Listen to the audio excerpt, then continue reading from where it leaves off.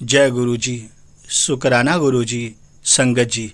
संगत जी, गुरु जी अपनी संगत को कहते हैं।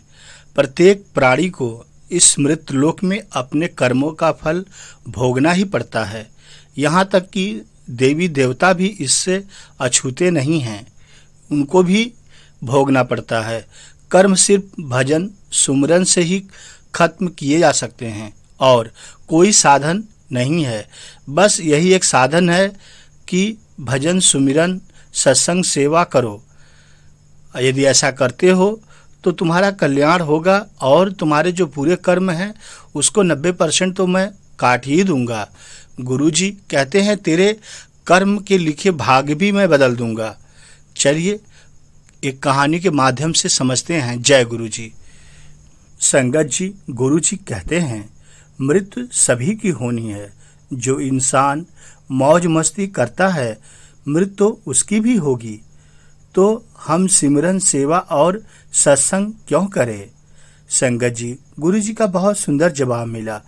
बिल्ली जब चूहे को पकड़ती है तो दांतों से पकड़कर उसे मार कर खा जाती है, लेकिन उन्हीं दांतों से जब अपने बच्चों को पकड़ती है तो उसे मारती नहीं, बहुत ही नाजुक तरीके से एक जगह से दूसरी जगह पहुंचा देती है।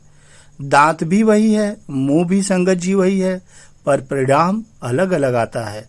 ठीक उसी प्रकार मृत्यु भी सभी की होगी, पर परिणाम सबके अलग अलग होंगे। एक प्रभु के धाम में आएगा, एक नरक में जाएगा और दूसरा 84 के चक्कर में भी जाएगा। प्रभु के धाम का एक ही मार्ग है, सिर्फ एक ही मार्ग है।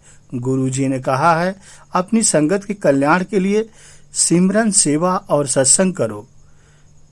कितना भी घोर संकट होगा तुम्हें निकाल देगा। जय गुरु जी। संगत जी, संगत जी कर्मों का भुगतान करना ही पड़ता है। आइए आगे भी सुनते हैं। संगत जी, संगत जी जैसा कि हम सभी लोग जानते हैं, कंस को मारने के बाद भगवान श्री कृष्ण कारागृह में गए और वहां से माता देवी तथा पिता वासुदेव को छुड़ाया। तब माता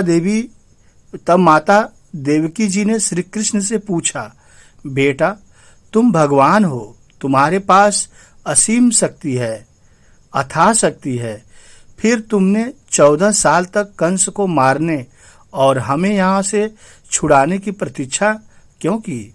संगत जी, भगवान श्री कृष्ण ने देवकी माता से कहा, क्षमा करे माते, आदरणीय माता जी, क्या आपने मुझे पिछले जन्म में 14 साल के लिए वनवास में नहीं भेजा था?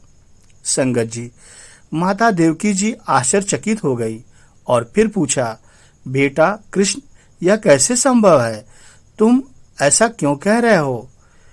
भगवान श्री कृष्ण ने कहा, माता आपको अपने पूर्व जन्म के बारे में कुछ स्मरण नहीं है, याद नहीं है, परंतु तब आप मेरी माता कैकेयी थीं और आपके पति राजा दशरथ थे। माता देवकी ने और ज्यादा आश्चर्यचकित होकर पूछा, फिर महारानी कौशल्या कौन है?